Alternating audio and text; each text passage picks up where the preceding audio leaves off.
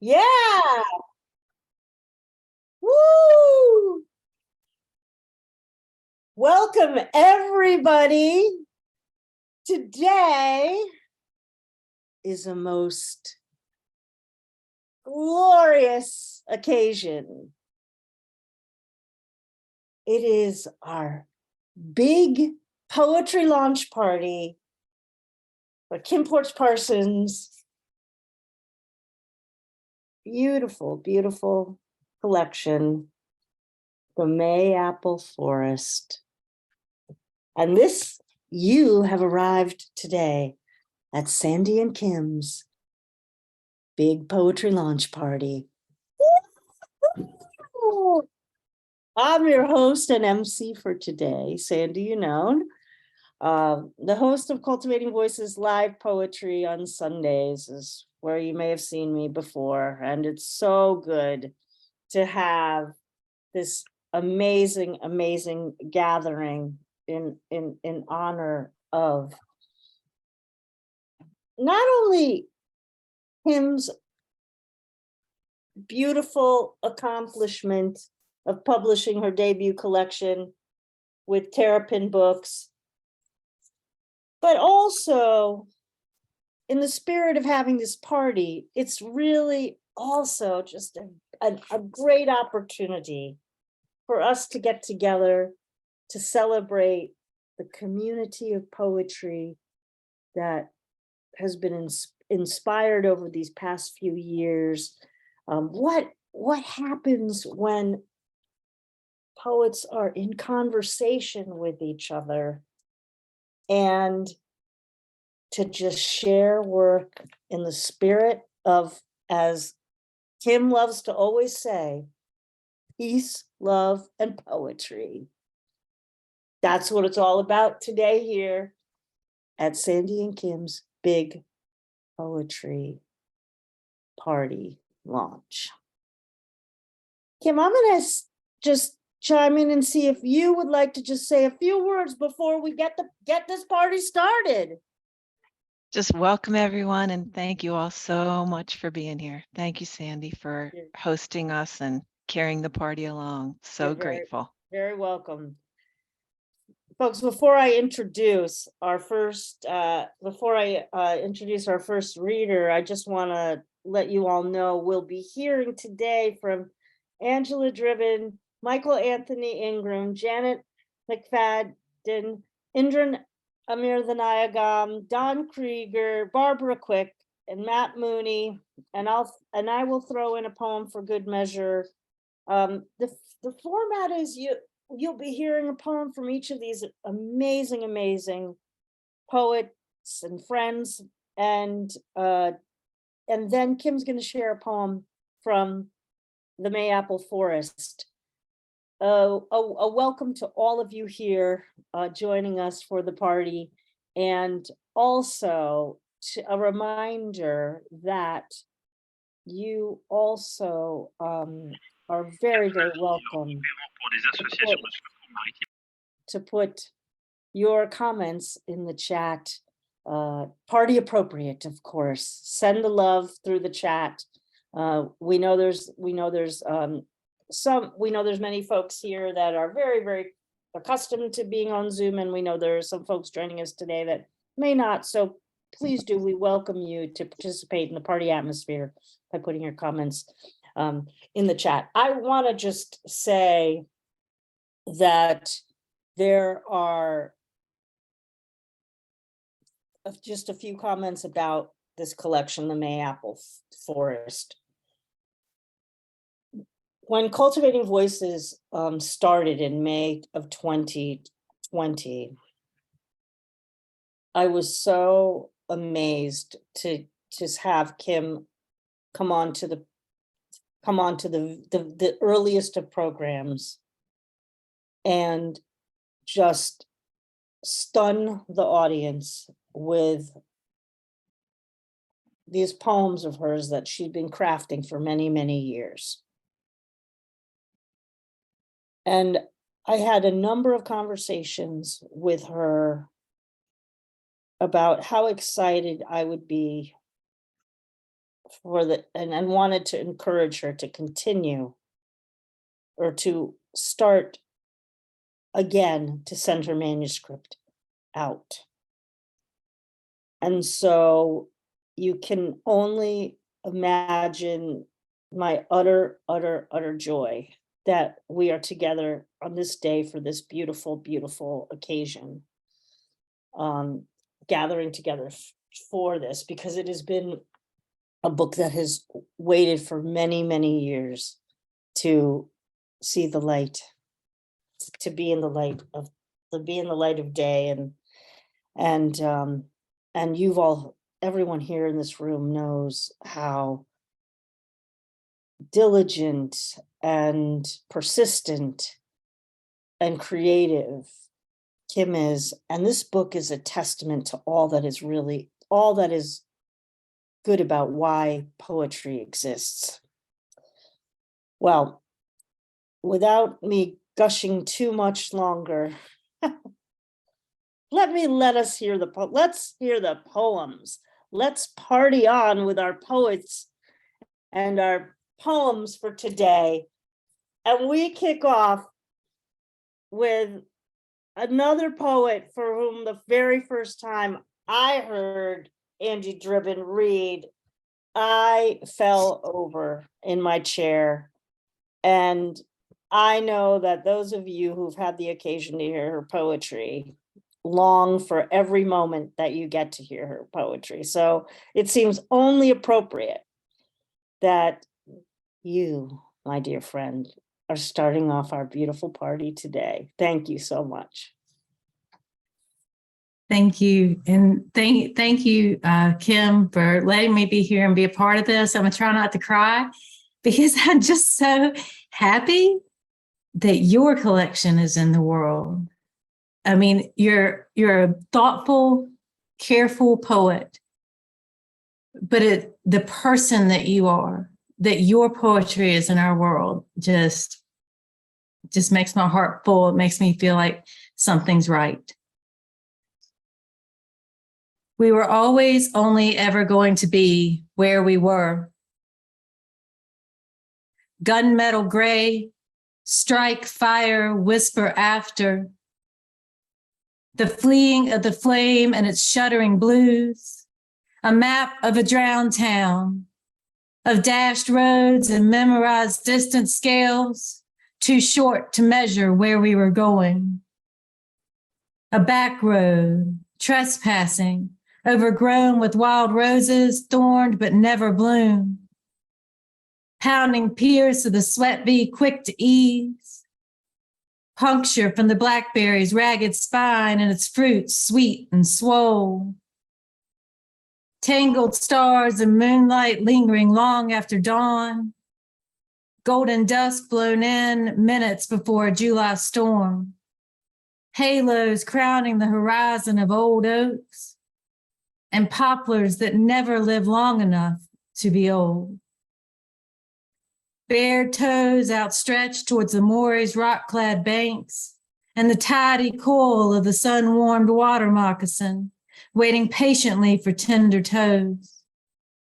The murky, studded body of the smallmouth, and the elusive muskie, who has mouthed them all into absence. Thank you.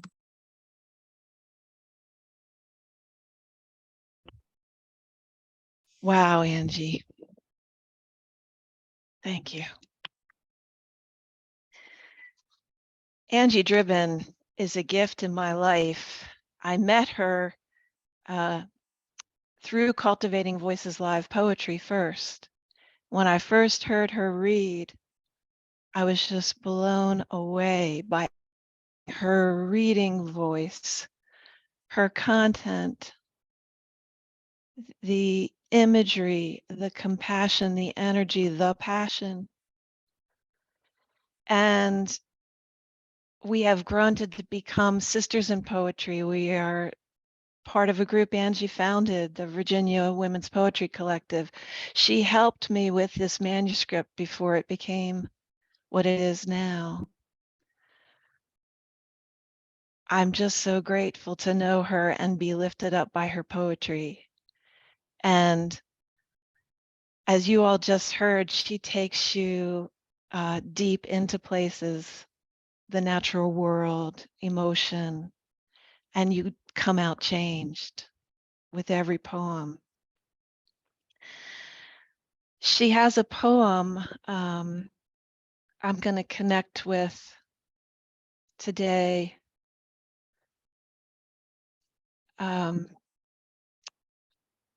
She has a poem, To Say It Out Loud, that has a wonderful study of squash blooms and gender. And like the poem she just read, it's just rich with natural imagery. And I was thinking about that poem as she was reading the new one that I had never heard before. So that was a gift. So my book begins with a poem called This Kind of Rainfall. And in this case, it's a cucumber blossom that's blaring. And it's a bobwhite calling. If you don't know that bird, it's a type of quail, which lives on the East Coast of the United States. It makes a sound like this. White.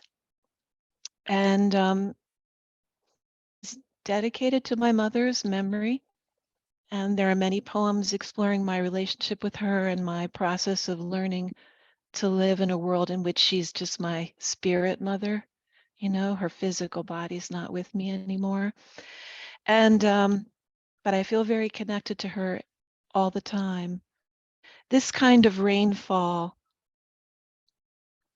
this kind of rainfall.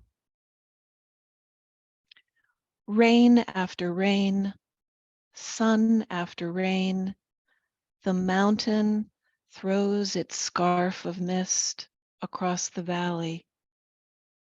Rivulets form, disperse, reform, disperse again. Quietly takes over the hedgerow. You there? You there? A bobwhite gently repeats his question. They say this kind of rainfall, day after day, inch after inch, comes once in 100 years.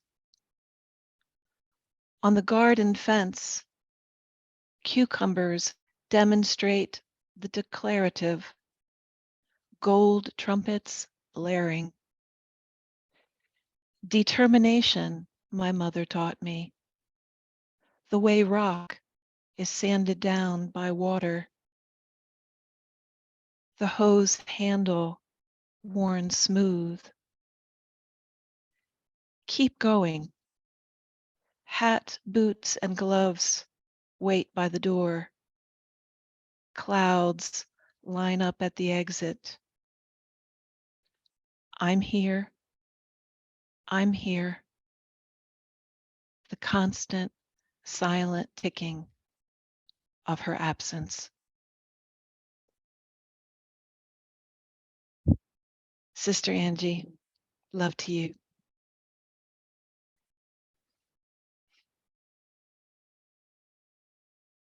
Thank you, Angie Dribben, and Kim Ports Parsons, for that exquisite first pairing at our poetry launch party.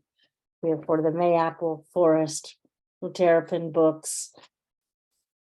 I want to, before we go to the next reader, I want to share with you, all the epigraph that opens the collection, because I think that it is a call to what draws us to come together in this endeavor of writing through the genre of poetry, and that there's a higher calling to it. And I think that the care that Angie talked about that Kim has infused in the collection You see it on that very, very first page with the epigraph. It's from Joy Harjo's Eagle poem. To pray, you open your whole self to sky, to earth, to sun, to moon, to one whole voice that is you. I think it's that whole voice that I feel from Kim. That is what has continued to open my heart to her poetry, and of course, to my spirit of her as my friend, but to her poetry. Her whole self is in each of these poems, and whenever she shares them. Well, let us move on to our next reader. It wouldn't be a party without some quintessential listening and some quintessential poetry. And that, of course, is who we have with us next, the quintessentialist of the quintessential, Dr. Uncle Anthony Ingram. Welcome, welcome to the party, my friend. Thank you very much. Kim, in my opinion, you epitomize what poetry should be about. I felt that from the very moment I met you. So there's something special about Kim. I just want you to know how much I appreciate you, and congratulations on your book. When I read the book, I felt that your mother was with you. She was in every line, every verse, and it was a wonderful feeling to know that. I don't know, I just knew it. So I'd like to share a poem about a mother's love as well. I wrote this piece over 25 years ago about my own mother. But I think the message is universal, and I dedicate it to you, Kim. The title of the poem is Shelling Beans. In a small southern town, not too far from the one that you no longer claim, I recently visited my mama. I needed to get away from the maddening crowd, the boastful talking aloud. I am no longer what I once was. I left that back just because. I needed to see her face. Behold, the originator of a race. I needed to let my mama know that her son was truly going to go see in the grand scheme of life. Mine was clearly without strife. It overcome small town mentality, embrace big city formality. I was a giant among men, the greed and all too big to fall. I wanted to let my mama know it had become all that and more. In the kitchen, there she sat. Big, beautiful, black-haired, fat spine from ear to ear. Her baby was home too long that he'd been gone. God just doesn't come. Oh, cousin, that she stickered. See, some of her boys were in jail, so jealousy all the time flickered. Mama, in a loud voice, I proclaimed, for you, the world I've tamed. I'm bigger than big, bolder than bold. When I walk, my ways paved with silver and gold. So ask me, Mama, about my places I've seen. You need some money? Hey, my pockets are filled with green. Come, son, she said, in a voice both nice and sweet. Come sit here at the table and help your old mama while she's still able. Child, what a day I've seen. Grab that sack and help shell these beans. Mama said, with an incredulous voice, I came here by choice. I've been out walking with kings and queens. I don't remember anything about shelling beans. You see, shelling beans is for the common man. I gave that up when I left the land. So ask me, Mama, about my plate of riches. You need a new dress. I'll buy you a laid with gold stitches. She looked at me in her wise old way. Although I did not know exactly what she would say, I knew it would contain the wisdom of the ages, since she lived a good life. Therefore, her life book was full of pages. She said, son, don't you ever forget, no matter how big you get, that life's about more than being able to walk with kings and queens. Life's about remembering how to do the common simple things like shelling beans. You see, shelling beans is a time-honored task. And if you don't remember how, then I should have never asked. For it means that you've forgotten that true wealth comes from the fruit of the earth, from any place else. What is its real worth? My son, tell me your story. Is it only of the riches and the glory, or is it also about remembering how to do the common and simple things like shelling beans in addition to all that you see? Mama said,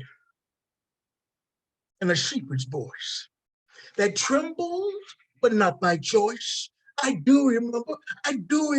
So I grabbed that sack and helped shell those beans. We shelled one on like ours, it seemed. But on that day, I did not mind shelling beans because I shelled them at the feet of a queen. So Kim, I think you shell beans all the time. You treat people like they're supposed to be treated. And I love it. That's one of the things that I admire about you. So congratulations on your new book. All right. Oh, Michael, thank you so much. That was so fabulous. I love that poem and I love the way you read, and I'm so grateful for you to be here, part of the party. I can't imagine a better ingredient in our party than those beans. And your mama's good sense. Yeah. Oh, thank God for our mother's good sense, right?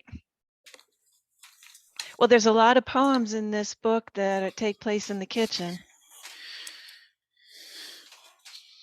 And that makes me think I should read one of those, huh, Michael? Before I do, I want to say I met Michael through first Cultivating Voices and then through Quintessential Listening, his amazing poetry online radio. And it is a joy to hear you read and perform your work. There's so much passion in life and so much truth telling. And I'm thinking of you read a poem for us on Cultivating Voices this past summer in celebration of Juneteenth, and called a case of domestic violence. And I thought, this should be like required reading for the entire planet. I just love your work. Thank you so much for being here. And let's carry on with Mamas in the Kitchen. I think I'll read a poem called The Poetry of Pie. Sandy likes this poem. And I wish I could give you all some pie right now. But we'll just have to go there virtually. The Poetry of Pie. The recipe card is brown and yellow and blurred. Touchstone, fingered over and over. Smeary conversations with the memorized words. Written when I was still practicing how to form an A or an O, to loop or still undecided across lined paper. A bowl of peaches, warm as wool blankets from the July air, newspaper spread under the tin bowl, Coriolis of thumb and knife against skin, the peels collapsed in a pile, juice crying down my arm, the slices repeating the sunrise. The old cutter works the crumbs, ice clinks against the spoon, the pastry comes together.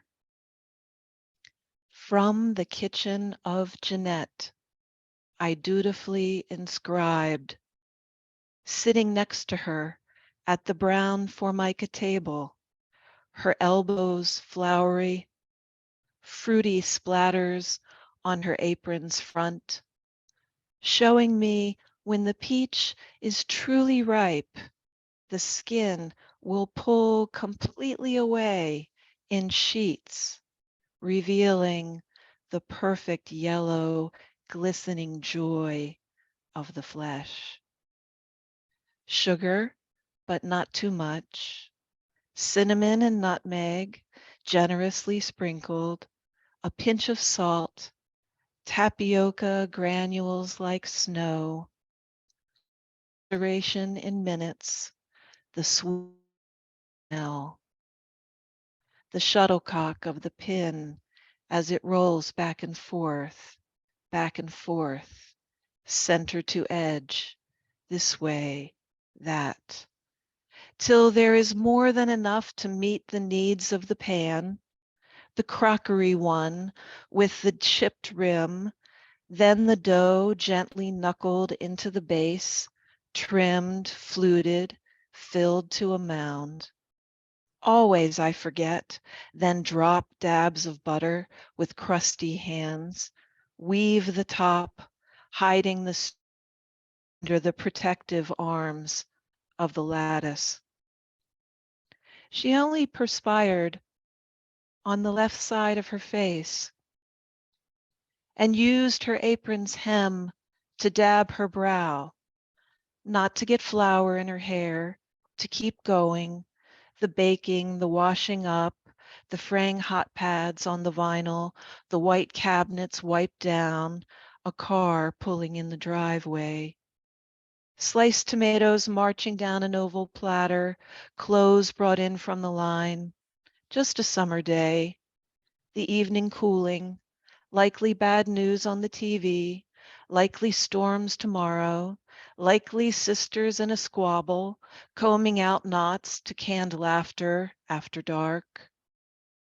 But silence in the room when the slices are served and the peaches and crust intoxicate our tongues, and we all look down and chew and lift our forks again and lick our lips until finally someone says, everyone got very quiet. When I sit tonight on my back porch and share the day's pie with my husband, I will tell him this. We will take in each bite like a tender gift. We will miss her. That's for my mama, like the whole book. Thank you, Michael. How they nourished us, how they nourished us. Oh, I am so glad that a poem that someone inspired, or that one of our poet friends today reading, this one happened to be Michael Anthony Ingram, inspired you to read this poem, The Poetry of Pie. I would actually put forth that I think this is a poem that should be taught and read everywhere also, because of just the way that it is completely put together, like a perfect recipe. I mean, I look at I'm reading along, and which I don't always do.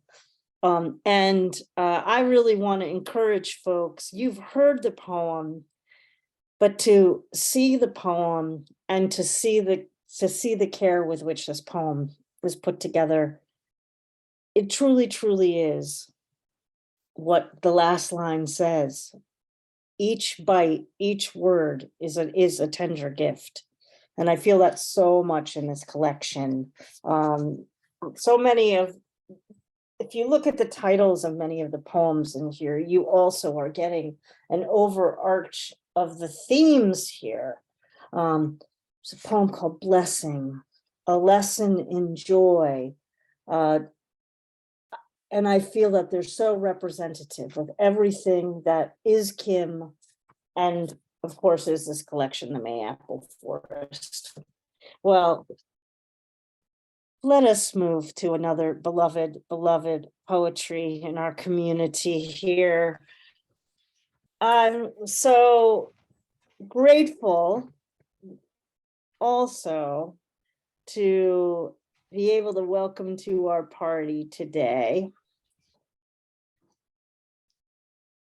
from Slate Roof Press, and many, many other endeavors. The magnificent Janet MacFadyen.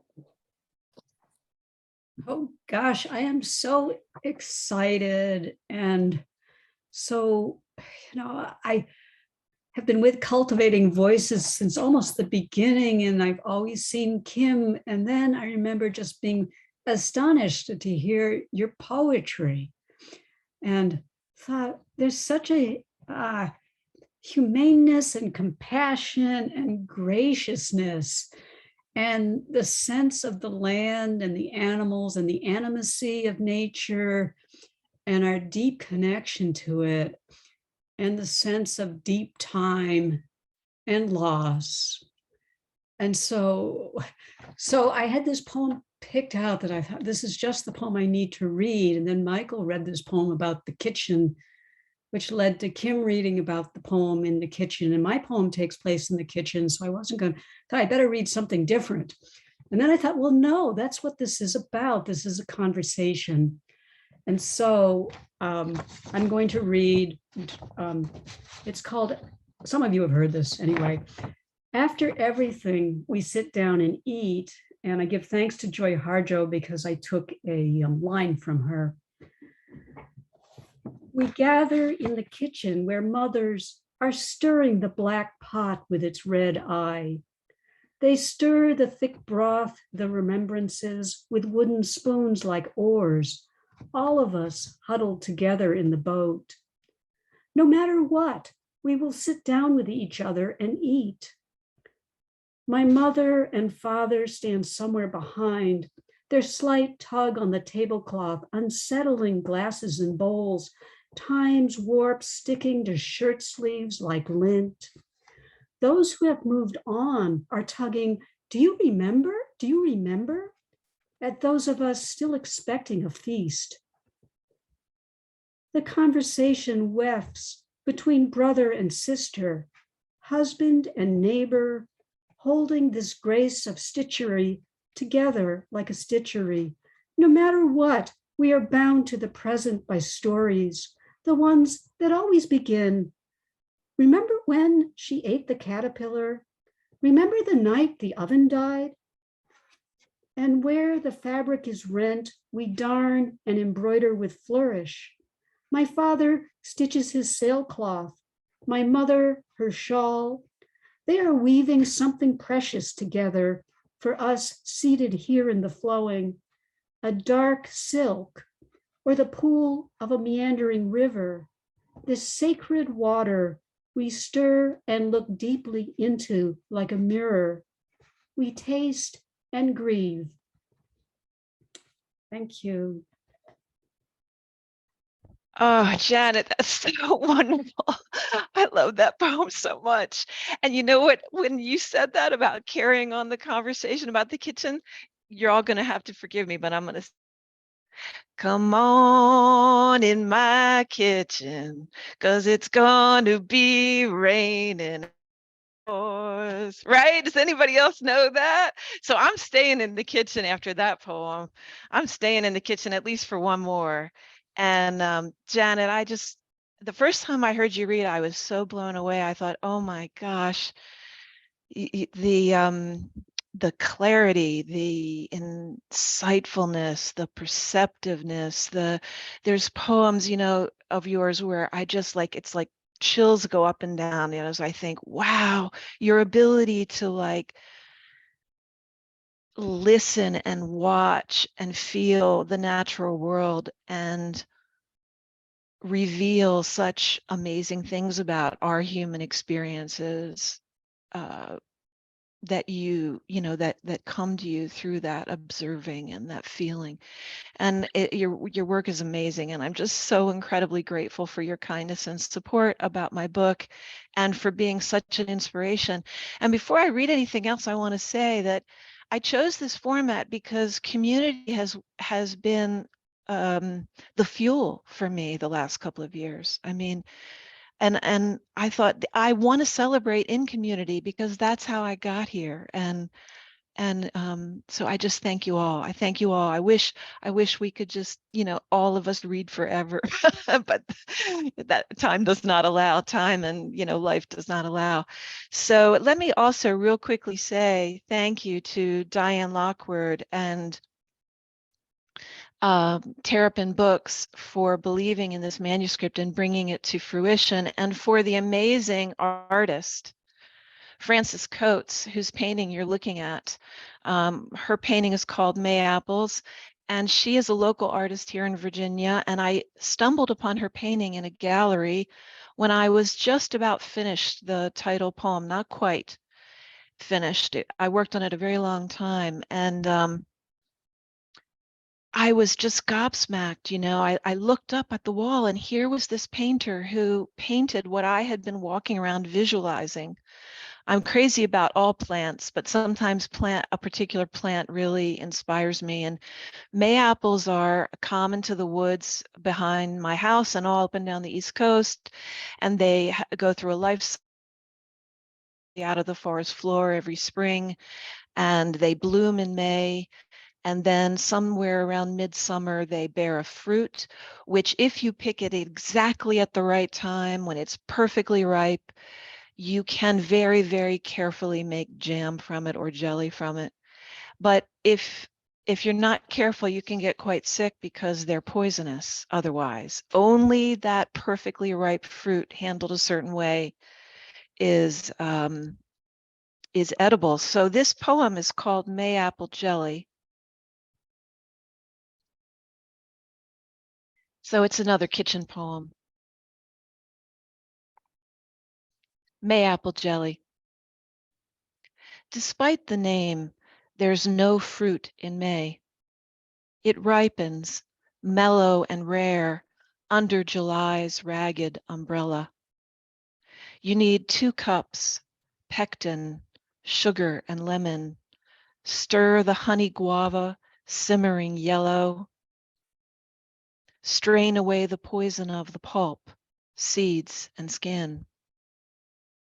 Taste the singular fruit, sweet and sour, thickened by pectin. Consider its names: raccoonberry, ground apple, wild mandrake. Strain life's poisons. It's finished when you skim a spoon and 2 distinct drops run together, sheeting from a plate. Consider ways to name the pain: heart's mandrake, label and shelve. Some days, small spoonfuls are cathartic. When a life drops, edges scrape like tectonic plates. Mayapple roots grow underground in winter, their poison cytostatic, meaning cells that won't divide. Shelve your losses. Taste spoonfuls in remembrance. Wait for the sweetness. Memory's calf.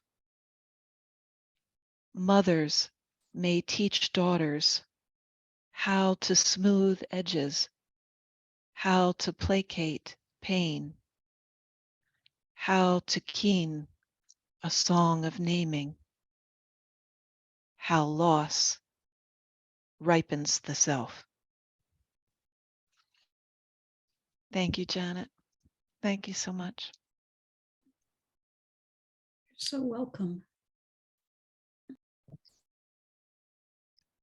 I'm licking every spoon I can here. I've got my wooden spoon now, and all the party props coming out.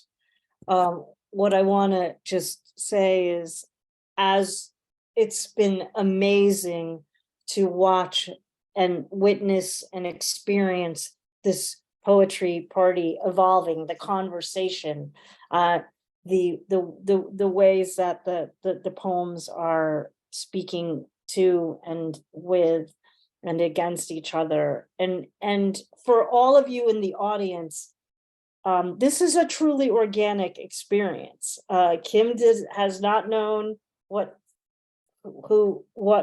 each of the poets is going to read, and she's choosing the poems as she's going along. And it's an exquisite tapestry so far. I almost wish that every reading was like this. And we all go to a lot of readings. I'm loving this. Thank you so much, Janet. Thank you, Kim. I will endeavor to continue to move us along. And how fortunate am I today to get to just say the names and welcome each of these poets. Our next poet is Indran Amirthanayagam, and there is no greater citizen in poetry than this exquisite human being sitting before us. And I'm so glad to have you join our party today and share in the connection and humanity of the work. Oh my, thank you so much, Sandy. Thank you, Kim. Kim, what an exquisite book this is. What a voice, what a gifted poet you are. Really, really. I mean, if I was jealous, I would just hang up my hat, or I would go and write novels or something, because maybe that's the way. No, I mean, it's just lovely, lovely. And I love the conversation around on food on the kitchen table, and the conversation with mother and mother's spirit hanging in every line. I love that comment you made, Michael, about mother in every line, in every verse. I live with my mother, and she was frail, and I think of her often, and so inevitably we all live with our mothers in some form or another, whether they enter our verses or not, and our fathers. And I will read a poem I translated from Manuel Ulacia, this new book, Origami for a Rainy Day, Origami, Selected Poems of Manuel Ulacia. And it's about food, and it's called La Cena. I'll read the Spanish, and it's not a long poem, and then I'll read the English. Incendiados los azules en constante movimiento, chocan, pactan y se licuan. Todavía un sol naranja ilumina la terraza, el albero del camino, las copas de los cipreses, la ciudad en la hondanada, blanca marea de luces que crece, mientras la noche hace más espeso el bosque. Alrededor de la mesa los amigos cenan, hablan, asisten a doble fiesta, la que ocurre allá en la bóveda, celeste coreografía en la que el día se fuga y la que el diálogo crea. Entre el silencio de dos palabras un grillo canta, emanación de una estrella que a lo lejos centellea. Otra luz brilla en los ojos de los que oyen y contemplan. Eco del eco del eco. La estrella, el canto y la llama. Se escribe solo el poema. Supper. The blues on fire, moving constantly, crash, agree and liquefy. An orange sun still lights the terrace, the clay of the road, the cypress cups, the city below in a hollow valley. A white tide of lights that grows while the night thickens the wood. Around the table, friends eat and talk, attend a double feast, one that occurs up there in the firmament, celestial choreography in which the day flees and which the dialogue creates. In the silence between two words, a cricket sings. The emanation of a star sparkles far away. Another light shines in the eyes of those who hear and contemplate. echo of the echo of an echo, star, song, and flame. Only the poem writes itself. For you, Kim, only your poems write themselves. Thank you. Absolutely gorgeous, Indran. Thank you so much. You know, I'm a fan. I'm such a fan of your work, and I was introduced to it through Cultivating Voices. And since then, you know, I've gotten more of your collections, and I have watched you support and promote poets and poetry all over the world and be such an amazing citizen in your poetry, promoting all the things that are important to me anyway: love, truth, justice, kindness, compassion, generosity, equality. I mean, you're an amazing poetry citizen, and it's such a gift to have you here with me today. Thank you so much. Thank you. I'm just like, wow, I want to sit with that poem for a while. That was so beautiful. Both languages too. I think I'll read a poem about, you know, carrying on regardless, sort of just carrying on, right? This is a poem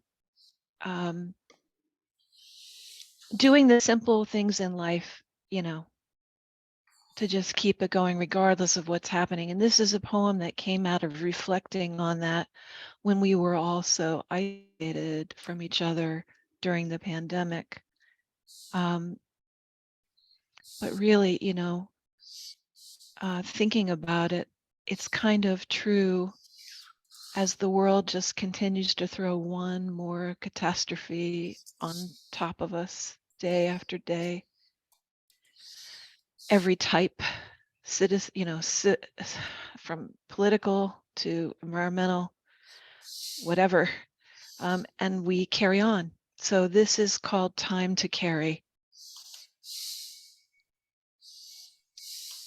I can't recall the date, can only guess the hour, but it's time to get up and walk the dog and put the seed out for the birds whose feathers know it's time to fade and hide among the undressing hedges. I'm not sure whether it's Monday or Tuesday or Sunday, but it's cool this morning. Time to move sweaters up on the shelves. Time to find another glove before we sink our feet into the frosty dew and sniff the sunrise later each morning, more orange, lower on the horizon as day ascends. It's time to walk, then sip coffee, then read the news, then despair again of emperors and their antics, push through and begin the morning's work, clearing dead vines, deadheading the fading metaphors. The gift of plague and separation are silence and space and time, not calendars, not plots on a line, but to be alive, to breathe, to wake, to hear the owls call, the coyotes as they hunt and cry, to look up and see the heron pass, to look down and feel the cat brush my leg. I imagine children climbing trees. I mow the grass when it grows long. Then it's time to scrub the floor on bended knees, time to cook the sauce, the fruit is ripe. Now it's time to wake, now time to sleep. Take this pail of water to the field, the wooden handle cutting deep. The millions more sickening, millions dead, number on the grind. I do not know the time. This is the plague's gift, to live, to carry this grief, the slowing of each step.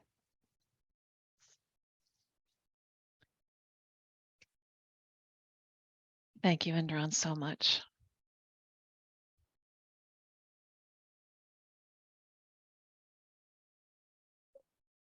As with you, Kim, I would just like to sit with every single one of these poems.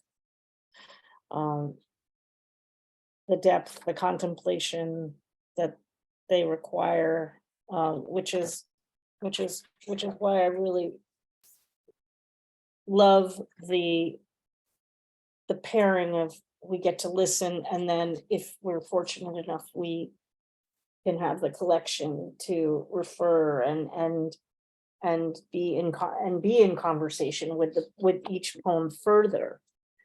And what it's reminding me of so much, Janet mentioned this, the idea of deep time that is truly, truly embedded in every single one of your poems.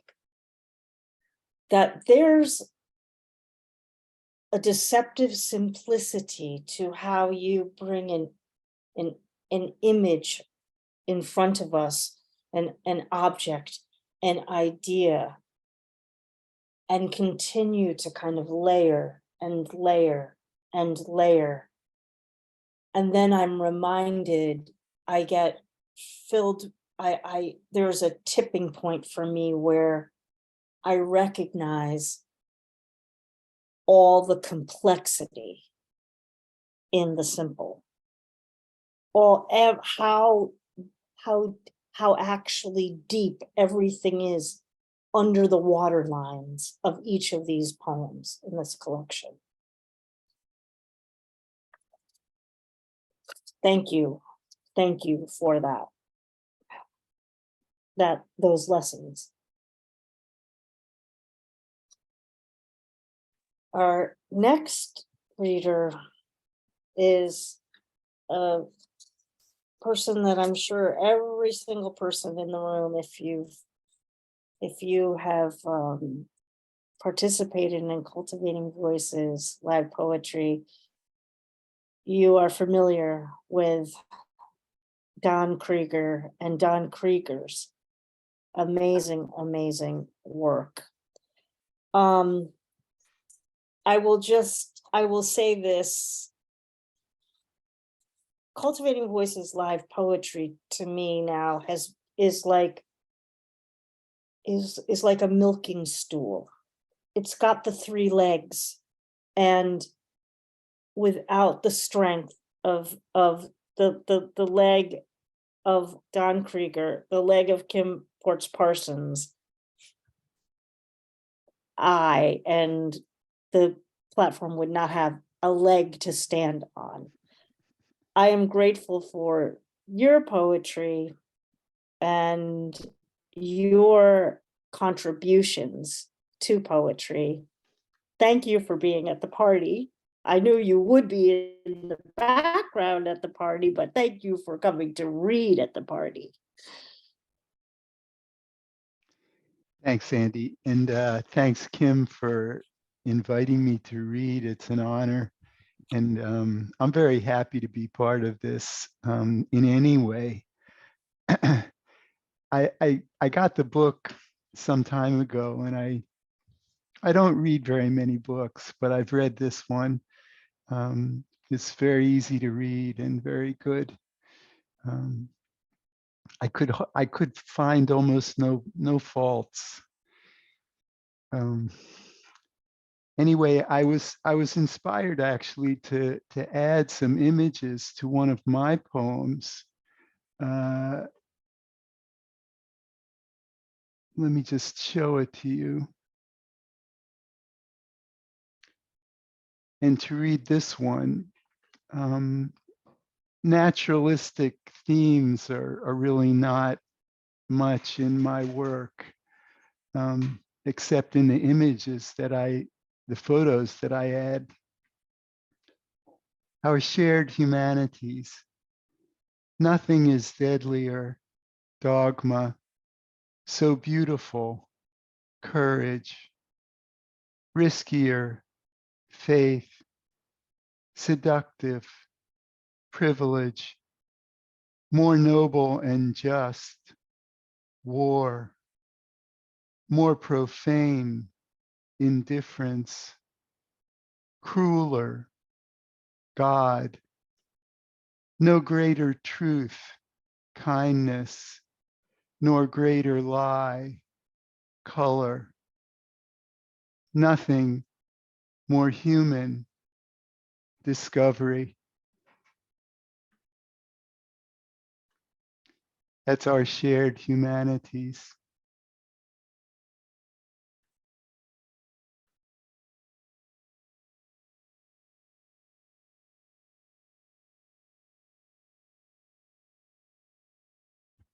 It's fantastic, Don. Are you going to share the short one you shared with me? No, that's No? not. Okay. Well, I didn't want to Unless you cut you want, off. if Yes, you want me to, I I'm do. happy to. I do. Don has one more short one that he in conversation earlier this week said, maybe I'll share this. And I said, oh, please do. So please do. Okay. All right, let me find it. I apologize. No, take your time and I'll say nice things while you're looking. Okay. Don and I became friends and colleagues really in this project through Sandy, and he is so generous with his help to so many poetry groups all over the world. And once we were talking about that and I was complimenting him and he said, you know, it's something simple I can give. I can listen. I can be present and I can listen. And I can make it possible through his tech support to have many people get to share who maybe aren't often heard in this kind of a format. And it's just quintessential, Don, borrowing the word back from Michael. It's such a generosity of spirit. And I'm grateful you're part of this today, Don. And your truth telling, I learn something new from you every time you share a poem.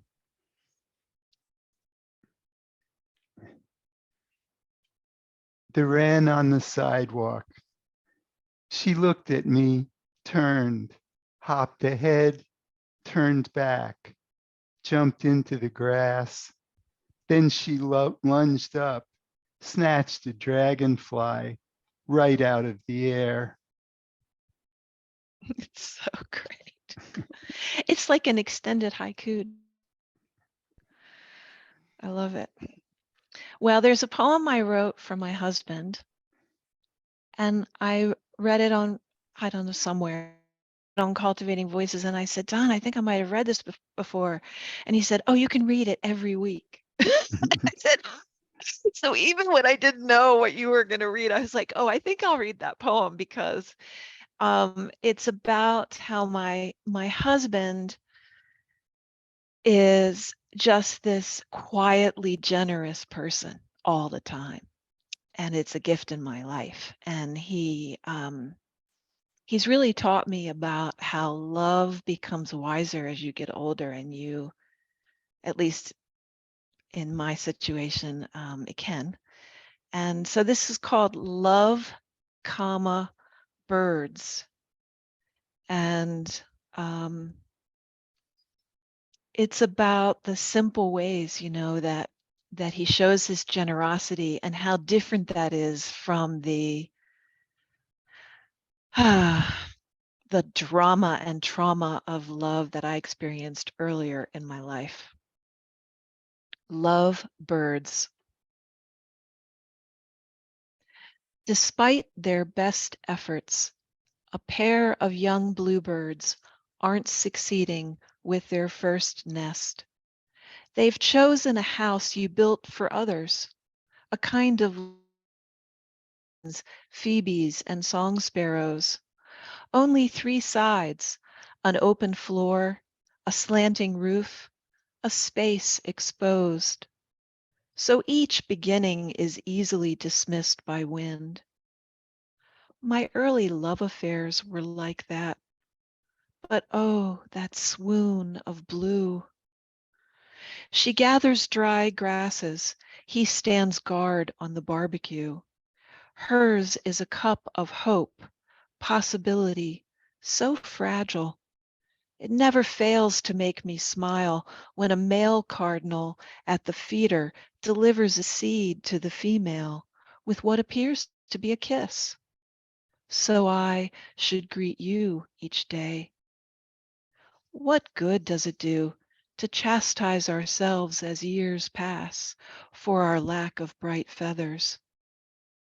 Perhaps my memory fails me, but wasn't it a barred owl we heard that first weekend we spent making love? I recall starting a poem, a love note really, about calling out for my heart's desire. Each night this June, we hear the whippoorwill, insistent, tireless, randy.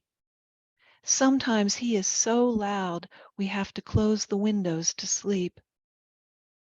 When we wake, serve my body in gratitude and feather my fingers through yours.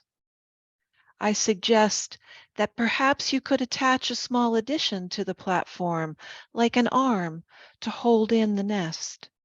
It would be easy to cut a piece of scrap and tack it on.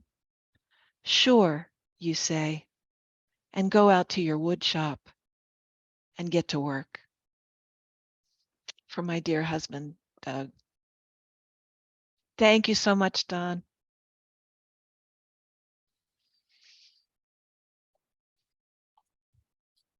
Just because it's behind me, I will, because it's always behind me up here in my display.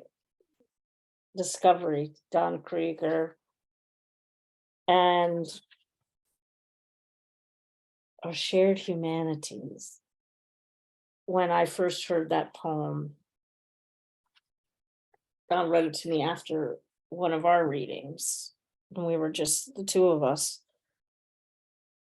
And I'll never forget hearing the poem for the first time, because it made me weep, actually. Like the humanity of that poetry. And what I appreciate, of course, is how we've, through the intricacies of meeting in these little squares, have continued to meet poets and people that share our humanity together. Then that's what this gathering, this conversation has exemplified today. Poet after poet after poet, poem after poem after poem.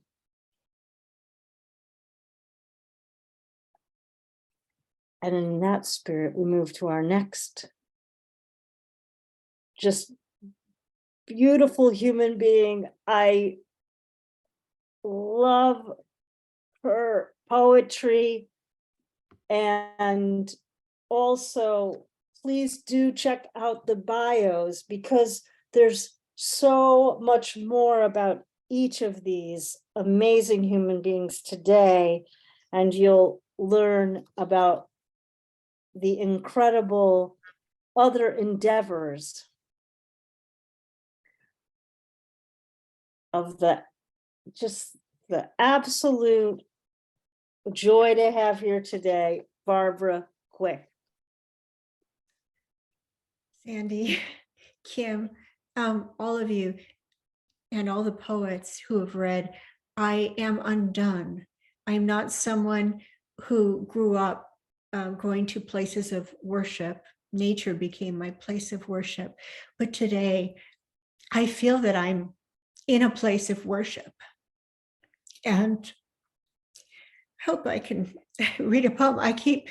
Each poem has moved me so much. And I'm sorry, I'm not agile enough somehow to write things in the chat while I'm listening. But all of you, your work is so deep and beautiful. And I feel that my nervous system has undergone a reset here. Thank you. So wonderful. And I've been going back and forth about which poem to read because every poem I've heard has inspired, thinking, oh, well, this one, that one. So I'm not sure, but I think I'm going to read a poem that I wrote this year called Mirror for the Wind. To minister to the earth in gratitude for what it gives to me, bucket by bucket of water collected from the outdoor shower, delivered to my netted row of blueberries. I'm Clara Barton to the plants in my drought-stricken garden. What the trees and leaves are to the wind, just so poets are moved by spirits that would otherwise be unheard, word by channeled word. Without the wind, the trees would never sway, and not a single leaf would shimmer. The wind is only seen by way of what it acts upon. Poets sing the songs they overhear, telegraphed by every living thing. Give water to a thirsty plant and hear it drink. Watch slowly, and you'll see foliage flush with color and a new leaf unfurl, topped by a crystalline drop of the stuff of life. I am not a woman or a wife, but a future tree, mirror for the wind. Thank you. Thank you, Sister Barbara. Oh, it's so beautiful, so beautiful. Telegraph, for every living thing. So beautiful. Thank you so much. And gardens,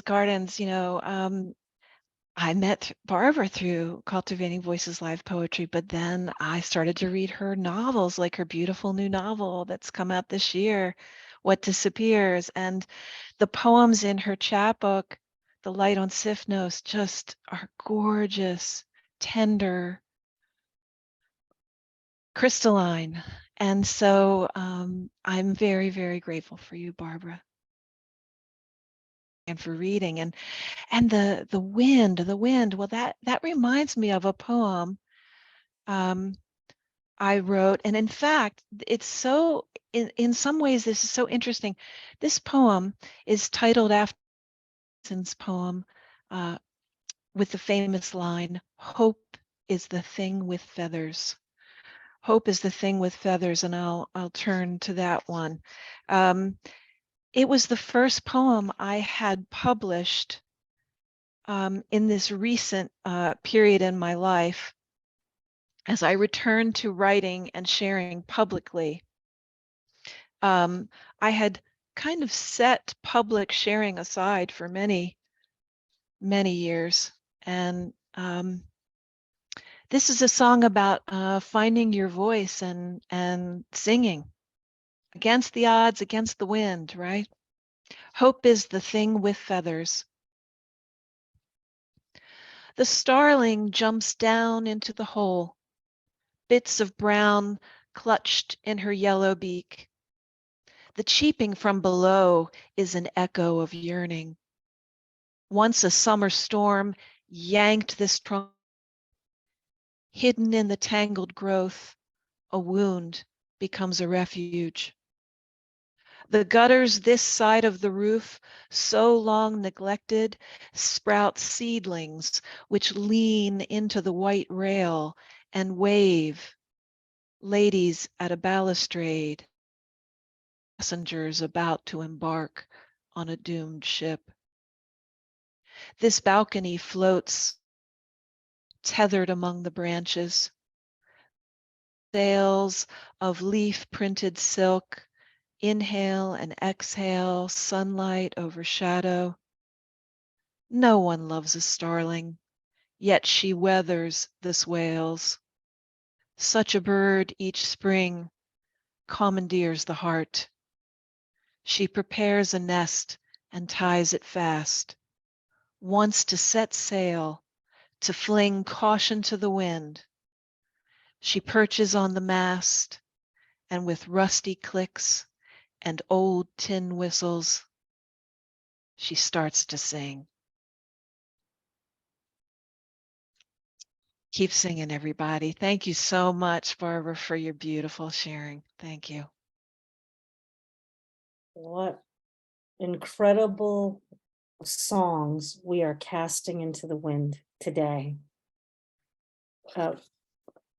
Barbara, if you had any hesitation about thinking that that poem would not lift everyone up, I am here to say, rising tide lifts all boats, and you just lifted all the boats. You just lifted all the boats with that poem. Thank you so much. And from that, you know, poets are moved by spirits, and poets sing the songs they overhear. And of course, Kim was able to respond to that impeccably, impeccably, impeccably. Speaking of impeccable, our next poet, right? Right, Kim?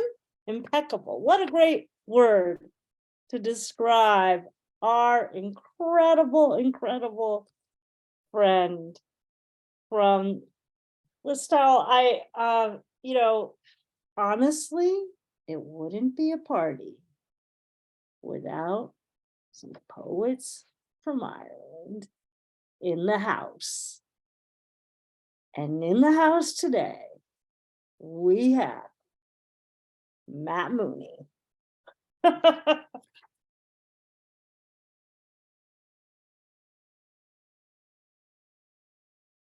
I should say tonight in the house, we have Matt Mooney. I'd stay up all night for this. It's elevating, to say the least, the poetry I'm listening to tonight. The company I'm in every sense of the word, it is a poetry party. I think that Kim's book with her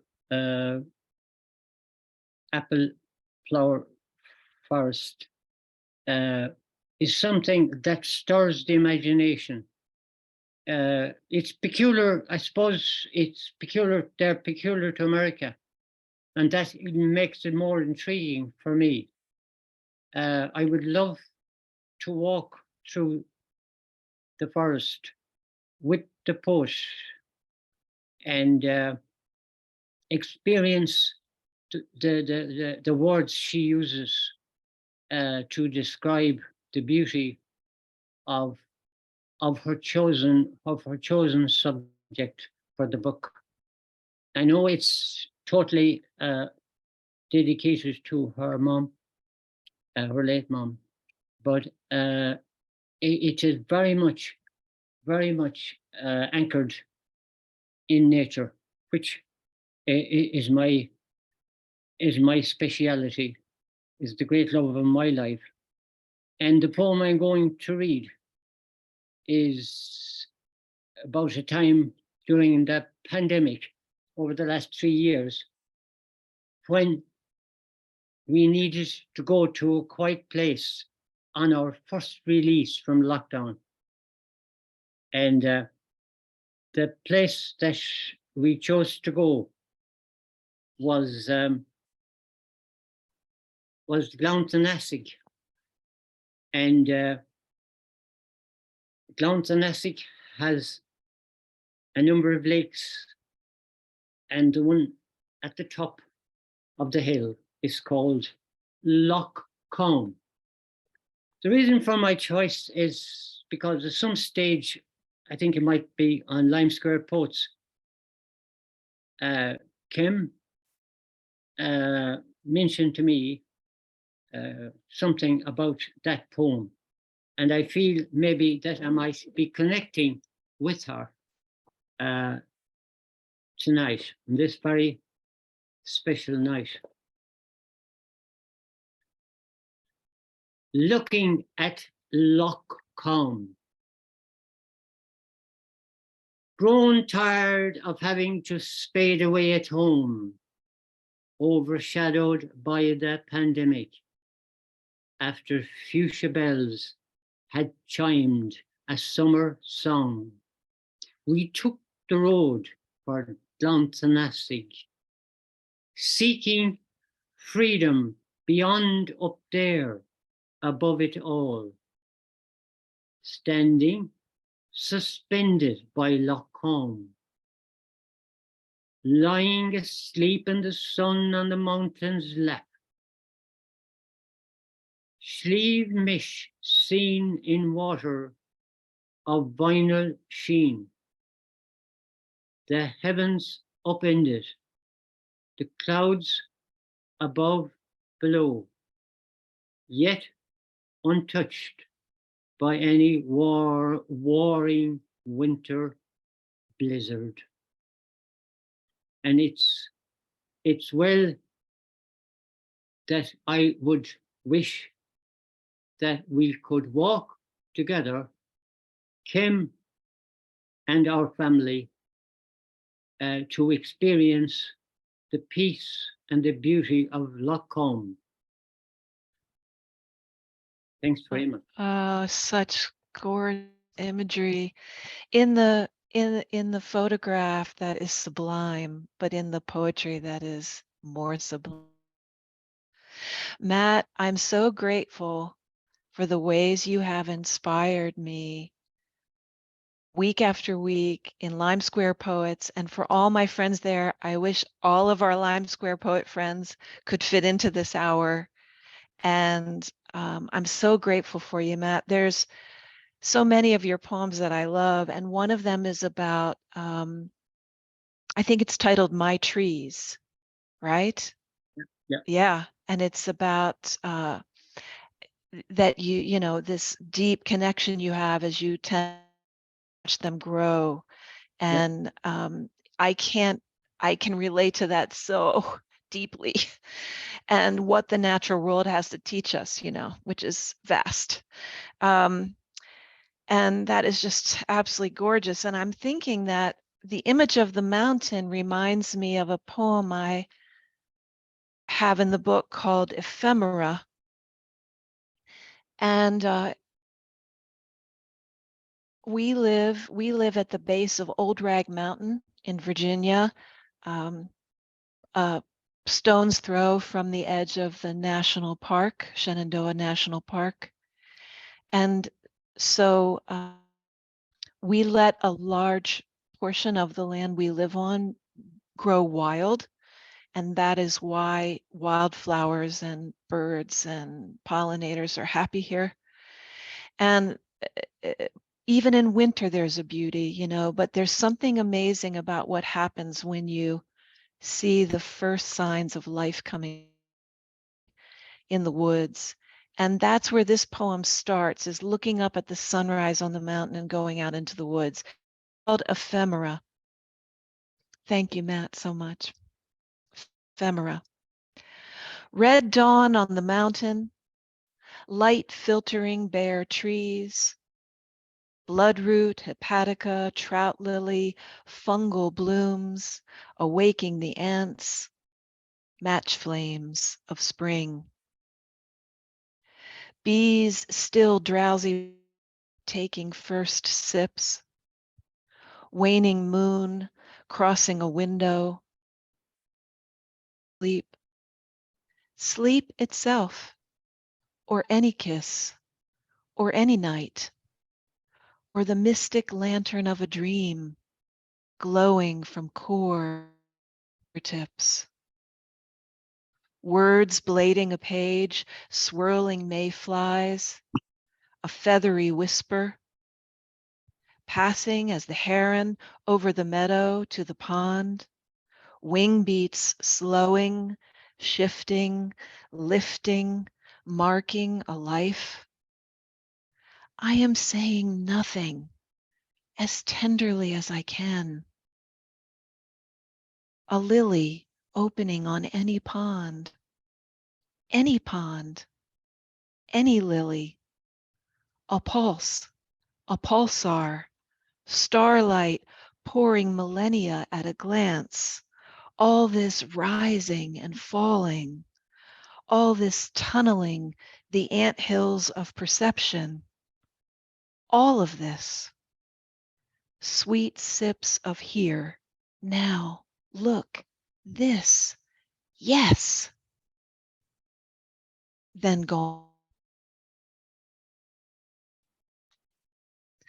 Thank you for the wonderful songs you share, Matt. Thank you very much. That was really beautiful to match my mountains.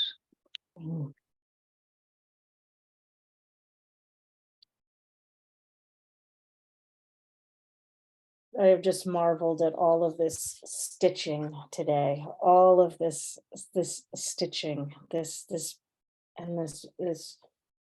pulling the threads through with our collective needles. You know, I'm now looking at a gallery version here, and it's a tapestry, right? Like I continue to now think of the Zoom meetings as tapestries of people. What a beautiful tapestry. What an incredible, today. incredible tapestry today. What an incredible tapestry today. Well, are you going to bring us home, Sandy? I could talk for hours about why I'm so grateful to be here today at this reading, and for how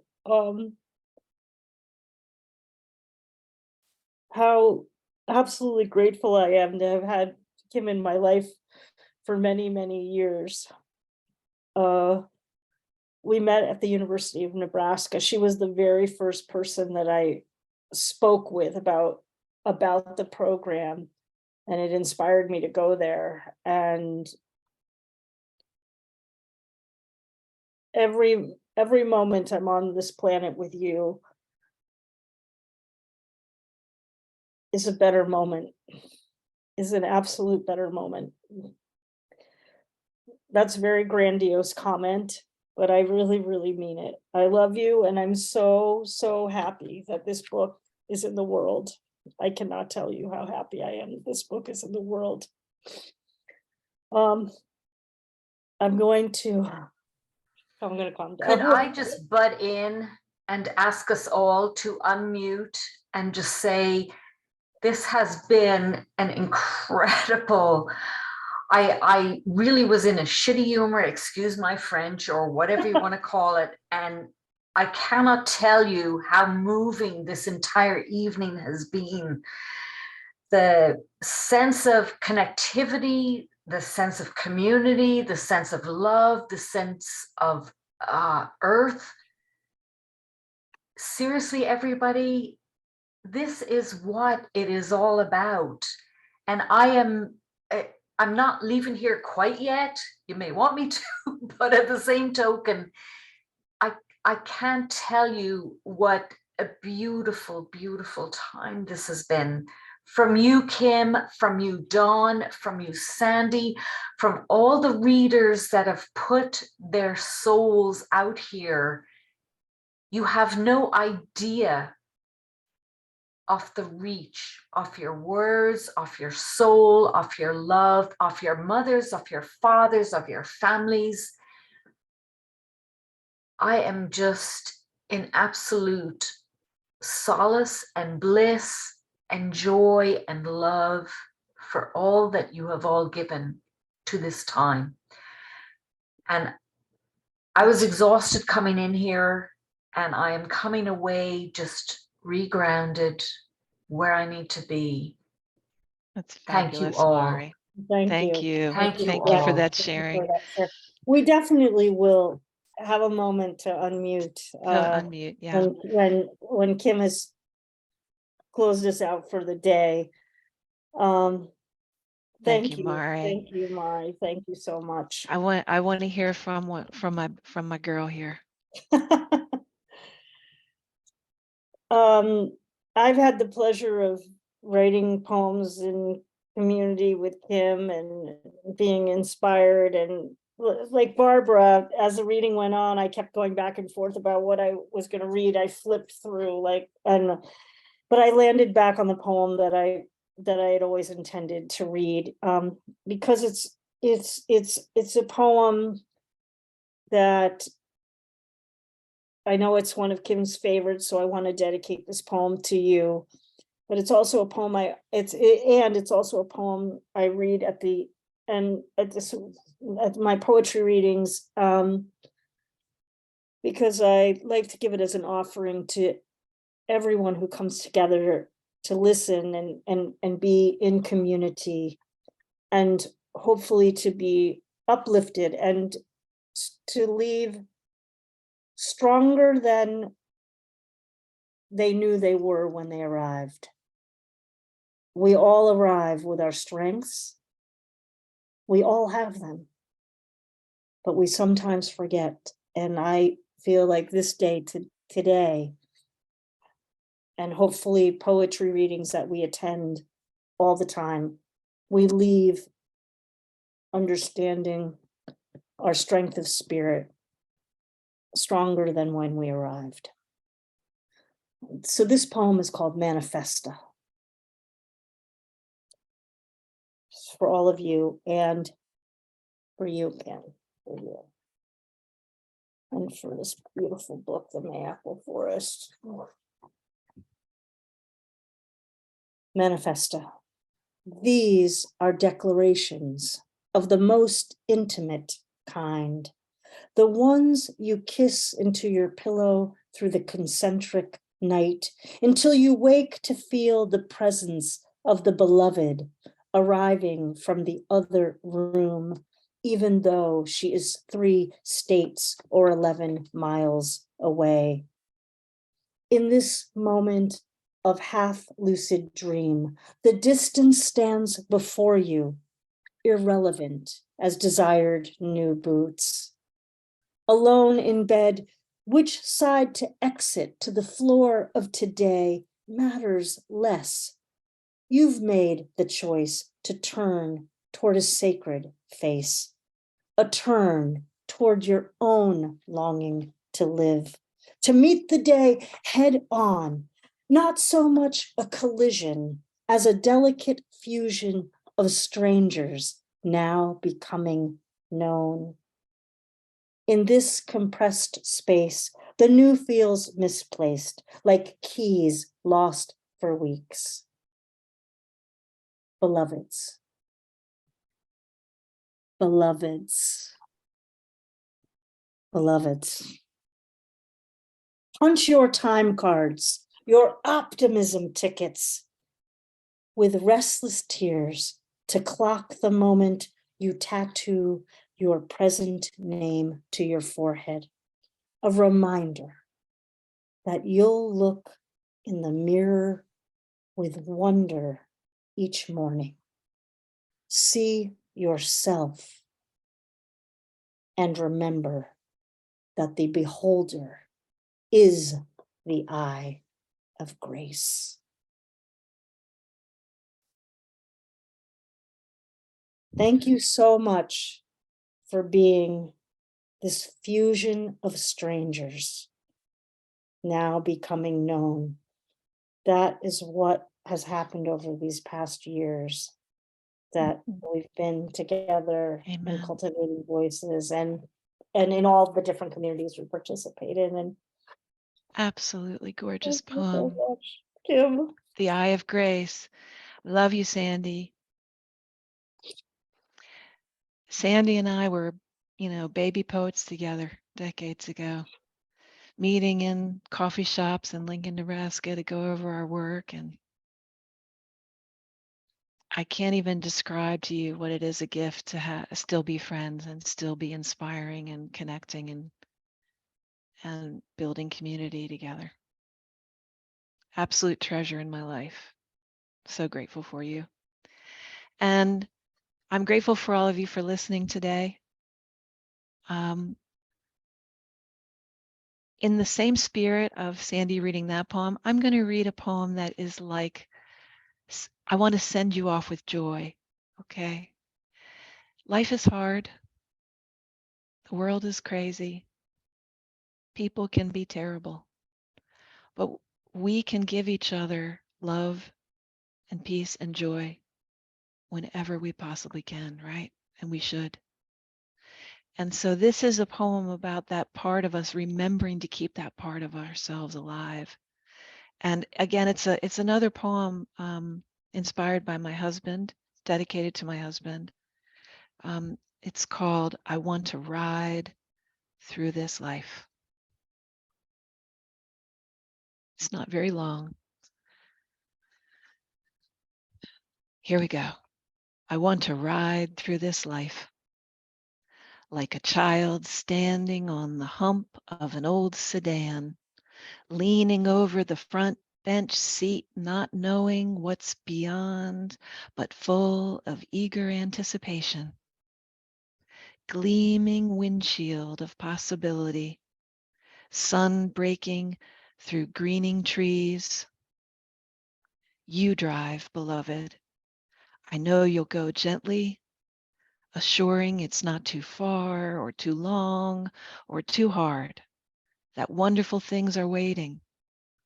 Along the way, songs we know and sing along, and new songs, and special things to eat and drink, and games with words, and laughter, and space for silence too, for sleeping, and even dreams. You'll go just fast enough on a country lane, mountains in the blue distance, that if I jump as we climb a cresting hill, and if I can catch the moment just right, jump will become weightlessness, a suspension, a floating in joy, a kind of flying, a hawk testing its wings on its first miraculous glide. All gratitude to you, my friends, Sandy, Don, Angela, Michael, Janet, Indran, Don, Barbara, Matt, all of you who came today, all of you who have supported and encouraged me. Peace, love, and poetry.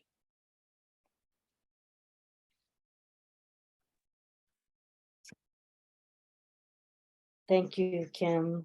And all of those moments, every single one of those moments that you shared, and all the moments that everyone has shared today through their poems and through the listening. I really just want to express my gratitude again to Kim for writing this amazing book and for all the things that she gives to community. The book is The Mayapple Forest from Terrapin Books. This has been. Thank you, Terrapin Books and Diane Lockwood, and so grateful. And I will share, but I'd love to hoop and holler with everyone because it was just amazing to hear everyone's work, and I want to clap for you all. So let's unmute and show our love and gratitude to each other and to Kim, to Angie, to Michael, Janet, Indran, Don, Barbara, and Matt, And Oh, again, one readers. of you. Thank you, so Sandy. much, Thank you, everybody. readers. Woo! Just gorgeous. Wow. What a night. What- Beautifully done, every single one of you. And Kim, you rocked it. Oh, thanks, Mari. Sandy, you rocked it. Dawn, you rocked it. This was Thanks. absolutely stunning. Thank you. Thank You you. know, I You can feel all that, unmute now. You can unmute. yeah, we can Don, all- do you wanna stop our recording?